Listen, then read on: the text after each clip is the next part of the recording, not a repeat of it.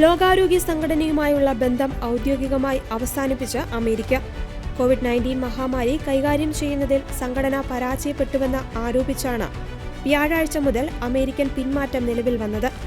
Covid കാലത്തെ അശാസ്ത്രീയമായ മാനേജ്മെന്റും ചൈനയുടെ താൽപര്യങ്ങൾ സംരക്ഷിക്കുന്ന നിലപാടും ലോകാരോഗ്യ സംഘടന സ്വീകരിക്കുന്നുവെന്ന് അമേരിക്കൻ ഭരണകൂടം ആരോപിച്ചു.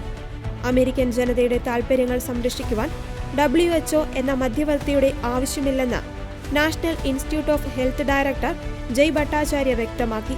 2025 അധികാരമേറ്റെടുത്ത ആദ്യ ദിവസം തന്നെ പ്രസിഡന്റ് ഡൊണാൾഡ് ട്രംപ് ഇത് സംബന്ധിച്ച എക്സിക്യൂട്ടീവ് ഉത്തരവിൽ ഒപ്പുവച്ചിരുന്നു. 1 വർഷത്തെ നോട്ടീസ് കാലാവധി പൂർത്തിയാക്കിയാണ് ഇപ്പോൾ ഔദ്യോഗികമായ പുറത്തുപോകൽ. അതേസമയം ലോകാരോഗ്യ സംഘടനയുടെ ഏറ്റവും വലിയ സാമ്പത്തിക സ്രോതസ്സായിരുന്നു അമേരിക്ക. ഏകദേശം 18% ഫണ്ടിംഗ് അമേരിക്കയുടെ ഭാഗത്തുനിന്നായിരുന്നു. അമേരിക്കൻ പിന്മാറ്റത്തോടെ സംഘടന വലിയ സാമ്പത്തിക പ്രതിസന്ധി നേരിടുകയാണ്. ഏകദേശം $260 മില്യൺ കുടിശ്ശിക വരുത്തിയാണ് അമേരിക്കയുടെ മടക്കം. എന്നാൽ ഈ തുക നൽകേണ്ടതില്ലെന്നാണ് സ്റ്റേറ്റ് ഡിപ്പാർട്ട്മെന്റിന്റെ നിലപാട്.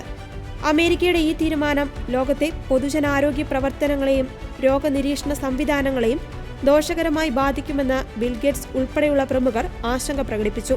ലോകാരോഗ്യ സംഘടനയിൽ നിന്നും വിട്ടുനിൽക്കുമെങ്കിലും മറ്റ് രാജ്യങ്ങളുമായി നേരിട്ടുള്ള ഉഭയകക്ഷി കരാറുകളിലൂടെ ആരോഗ്യമേഖലയിൽ സഹകരിക്കാനാണ് അമേരിക്കയുടെ തീരുമാനം.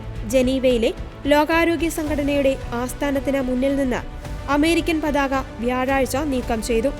ഐക്യരാഷ്ട്രസഭയുടെ മറ്റ് ചില അനുബന്ധ സംഘടനകളിൽ നിന്നും പിന്മാറുവാൻ അമേരിക്ക ആലോചിക്കുന്നതായും റിപ്പോർട്ടുകളുണ്ട്.